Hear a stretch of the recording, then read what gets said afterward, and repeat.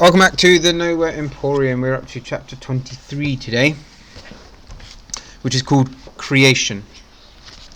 Edinburgh, June 1896. A pair of well-worn grey shoes stepped from the train carriage onto the platform of Edinburgh's Waverley Station. Lucian Silver had come home. His handsome face was now a little more lived in.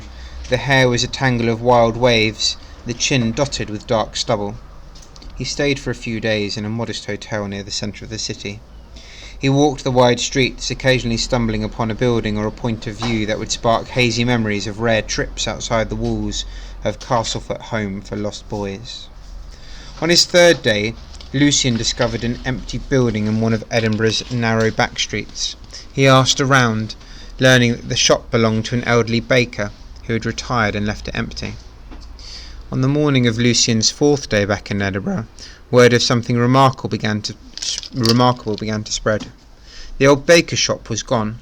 It had been replaced, overnight it seemed, with a grand building made of sparkling black stone, an emporium of some sort, though nobody was exactly sure what it might sell. Some described the place as a living dream. Some said the young man who ran the shop must be a genius, an illusionist with no equal, for inside the shop they had seen wonders beyond belief, or science, or reason. Word of mouth is a magic of its own. Many that lived in the city, or nearby, became bewitched, returning again and again, sometimes every day. When journalists and writers picked up on the story, a new wave of patrons descended on Edinburgh, eager to see the work of the remarkable young man they'd read about. They came from Glasgow and Newcastle, Liverpool and London and beyond. None were disappointed. And nobody ever suspected that the magic was real. Lucian lined his pockets with more money than he ever imagined. He barely slept. His days were spent running the Emporium, his nights imagining new wonders to capture the imagination of the public. With every stroke of the pen he would remember Vindictus Sharp's cold words in the graveyard, words that fueled his every move. "You will never be better than me. I rescued you from the gutter, and that is where I expect you to return." Lucian had no intention of ever returning to the gutter. He wished beyond anything that one day Sharp would walk through the doors. Then he would laugh in his face, and Sharp would be forced to admit the cleverness of Lucian's magic. In the meantime, the Nowhere Emporium was open for business. Yes, indeed. And business was booming. Chapter 24. Rescue. The Emporium's decay was speeding up. The cracks in the walls grew, and chunks of stone began to break away. The once shining black brick seemed dull and lifeless. Lamps had flickered out and could not be relit. Doors began to lock without explanation. A strange illness was beginning to strike the staff. They became weak and fevered. Daniel felt it too. His connection with the shop was fading. There were frightening moments when he found himself lost and confused, only for his knowledge to return. Several times Sharp left the Emporium at night, complaining that he needed to eat, though Daniel had never seen anything pass his lips except whiskey. When Sharp was gone, Daniel sometimes found himself hoping that he wouldn't come back. The uneasy feeling in his gut was getting stronger, and the more time he spent with the magician, the more positively Daniel felt he was hiding something. One night, when Sharp was out, Daniel checked in on his friends. Caleb was revelling in his role as organiser. Every day he'd be sending out groups of vendors and performers to the increasingly dangerous far reaches of the Emporium. There were phantom sightings and false alarms, but no Mr. Silver. And no Ellie. "We've discovered a long-lost part of the Emporium," Caleb told Daniel. "A secret tunnel. It'll take days to properly search it, and Ellie has gone with the expedition." "They won't find him," said Daniel, and he told Caleb about his attempt to write in the book and the door that almost ate him. "You think Silver is alive?" said Caleb. "That's great news." "Maybe," said Daniel, "but why doesn't he want anyone to find him? What's he doing? What's he so scared of?" "We should call off the search parties," said Caleb. "Agreed," said Daniel, and the thought that Ellie would be finally coming back cheered him. He missed her. He missed how she made him happy and angry and want to tear his hair out all at the same time.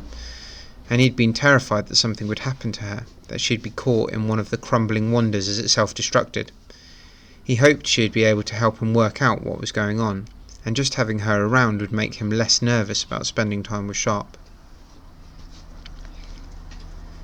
Daniel heard the screams for help on Monday morning. He followed the noise up and around, and found the corridor half caved in, blocked by fallen chunks of roof and wall. The muffled ring of shattered glass spilled from a warped, twisted door near the blockage. The screams grew louder, more desperate. Daniel ran to the door and tried to open it, but it was bent and jammed. He kicked at the handle again and again, until at last the door burst open, revealing a palace made entirely of glass. It was beautiful, it was delicate and shimmering, and it was falling apart. Everywhere the glass was marked by crawling, inching cracks. The sound of glass popping and shattering was all around. As Daniel followed the screams, long shards fell inches from him, exploding on the floor in countless sparkling fragments. He pressed onwards, dodging and weaving until he ducked under a doorway entering a grand dining room. His heart almost stopped. Anya was lying over a glass table. Her eyes were shut. A pool of black liquid, like ink, had formed around her and was dripping from the table to the floor. Stuck deep in her shoulder was a glass blade as long as Daniel's arm. Anya, I'm here. It's Daniel. Can you hear me?" She didn't move, didn't acknowledge him in any way. Daniel struggled to drape her over his shoulder. Then he began to pull her away, her limp feet dragging on the floor as the dining room crashed down around them. Out into the main hall, and he gathered pace, but white-hot pain flashed in his foot, and he dropped to the ground, Anya landing awkwardly on top of him. Daniel knew his foot was bleeding. He could feel the hot blood pouring from the wound.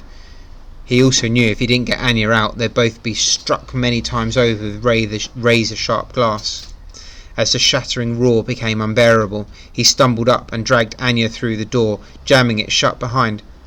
"Help! Somebody help! Daniel!" Vindictus Sharp sped towards him, blue eyes almost glowing in the dim light. "Mr. Sharp, you've got to help her. Oh, she can't die. Please don't let her die." Sharp brushed Daniel aside, crouched low over Anya. He felt her throat. "She's alive." Daniel slumped to the floor in relief. Sharp pulled the glass shard from Anya's shoulder, and a jet of black spurted high into the air. Then Sharp's eyes closed, and he muttered under his breath, his fingers tracing the outline of the deep gash. The pouring liquid slowed, then it stopped. Torn skin began to knit together until nothing remained but the thinnest of scars. Sharp turned his attention to Daniel. "This will hurt. Close your eyes." Daniel sat by the fire sipping hot tea to steady his nerves as he waited for Sharp to return. When the big man swept through the curtain from the labyrinth of corridors, Daniel leapt up. "What happened? Will Anya be okay?" Sharp removed his coat, hung it near the door, took a silver flask from the pocket, swallowing a mouthful of the liquid inside. "She should recover, but even then there's every chance she'll catch the sickness that's spreading through the staff. Without Lucien they are rotting away, just like the Emporium. It's not blood inside them, it's ink." Daniel pushed his palm against the cool glass of the window. Hot tears gathered in his eyes.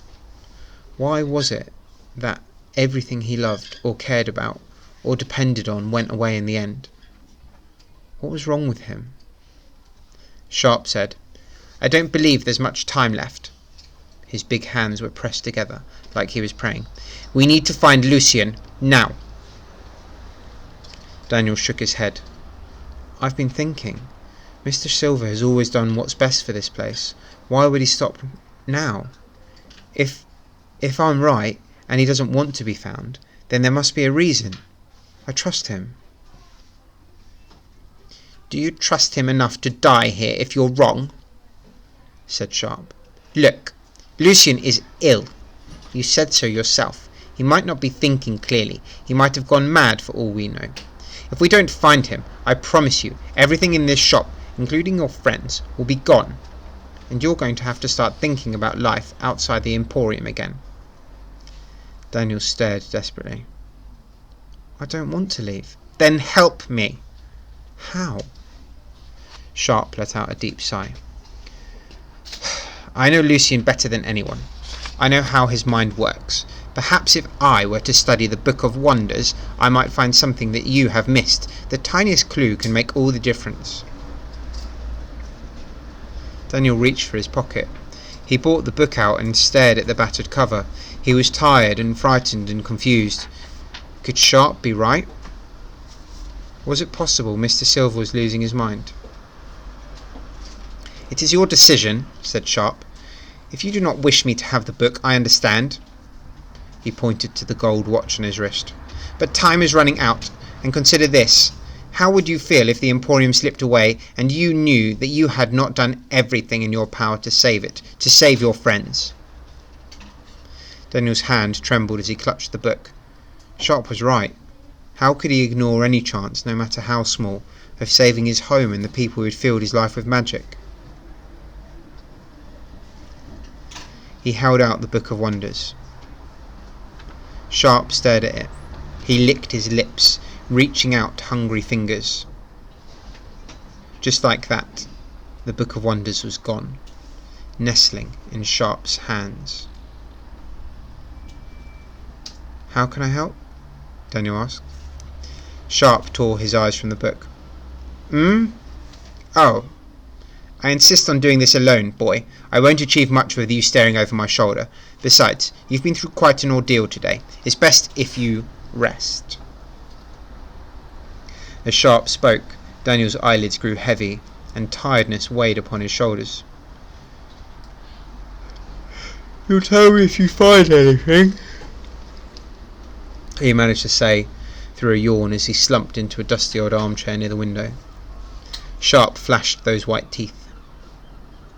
"If I find what I'm looking for, boy, you will know about it. Believe me." And with that he turned and swept away through the curtain.